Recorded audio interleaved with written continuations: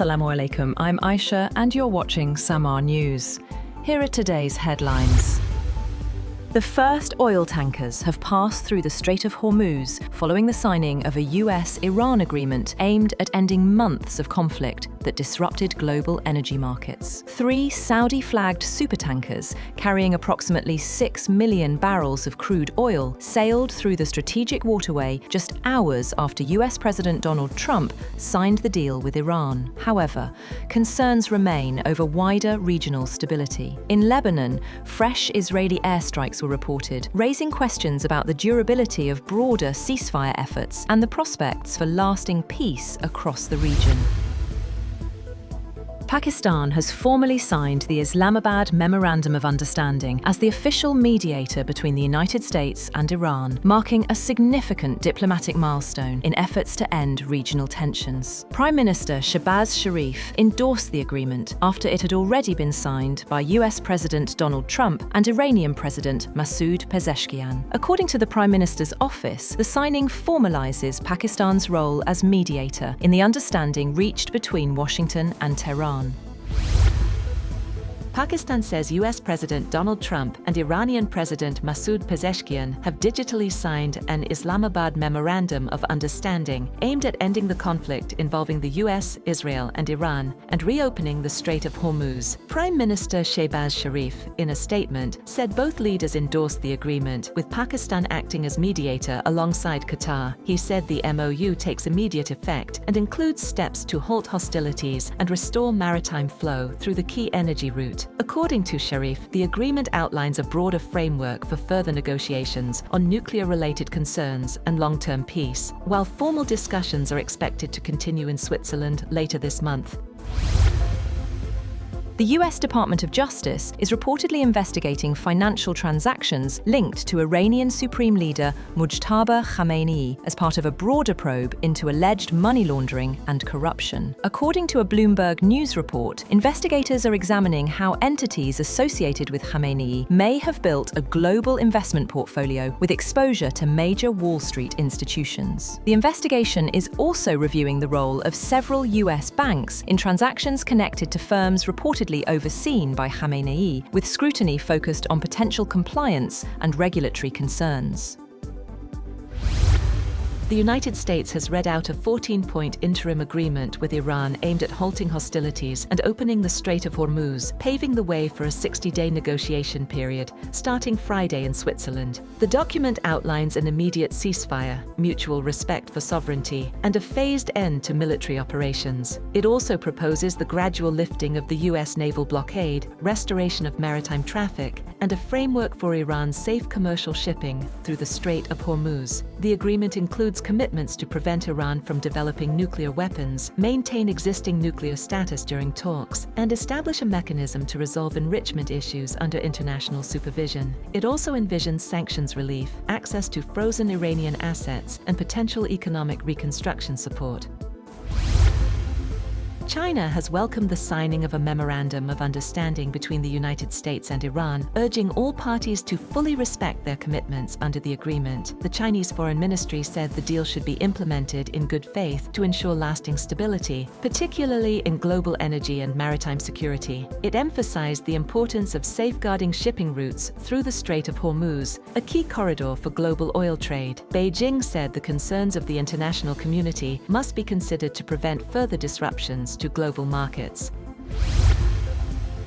US President Donald Trump says he appreciated Chinese President Xi Jinping and Russian President Vladimir Putin for maintaining a neutral stance during the recent US-Iran conflict, saying their non-interference helped prevent further escalation. Speaking at a G7 press briefing in Évian-les-Bains, France, Trump said both leaders refrained from actions such as supplying weapons or escalating tensions, adding that their position made it a lot better. He contrasted their approach with that of some US allies, while noting ongoing concerns around strategic waterways such as the Strait of Hormuz.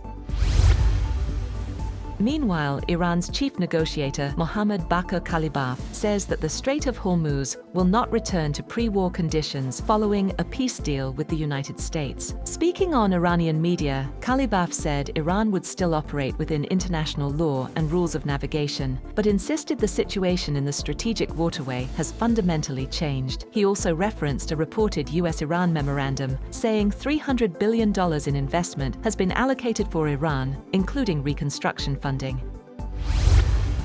President Donald Trump has said that he backed the Iran peace deal to avoid what he called an economic catastrophe. Speaking at the G7 summit in France, Trump argued that markets responded positively to prospects for peace. On the Lebanon conflict, Trump said Israel could take a softer approach and urged Benjamin Netanyahu to show more restraint. He also thanked Chinese President Xi Jinping and Russian President Vladimir Putin for what he described as their neutrality during the conflict with Iran. He said both leaders helped ease tensions as world leaders welcomed the new ceasefire agreement.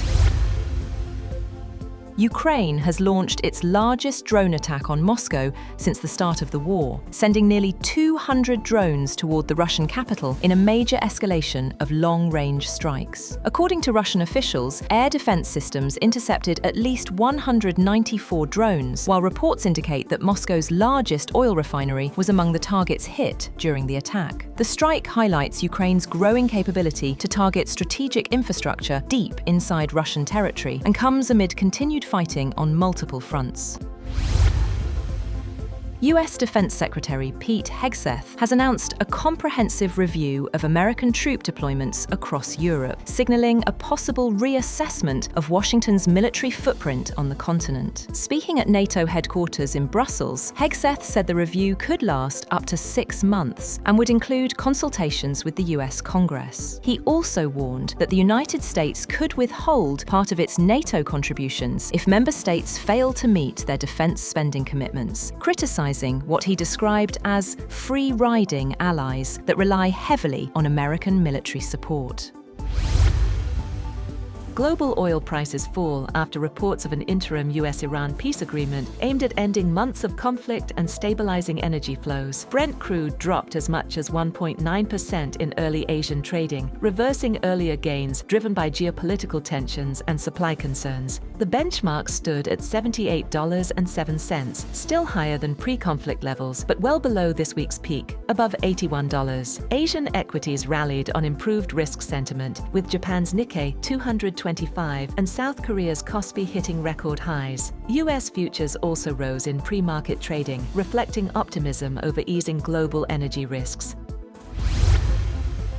Leaders of the G7 nations have called for a ceasefire in Lebanon and welcomed progress toward an interim agreement aimed at ending the conflict involving Iran. Meeting at the G7 summit in France, leaders also pledged to diversify global energy supply routes to reduce reliance on the Strait of Hormuz, a key artery for international oil shipments. The discussions come as details of a US-Iran ceasefire arrangements continue to emerge ahead of its expected formal announcement. That's all for now. For more updates, visit www.samaa.tv. Thank you for watching Samaa News.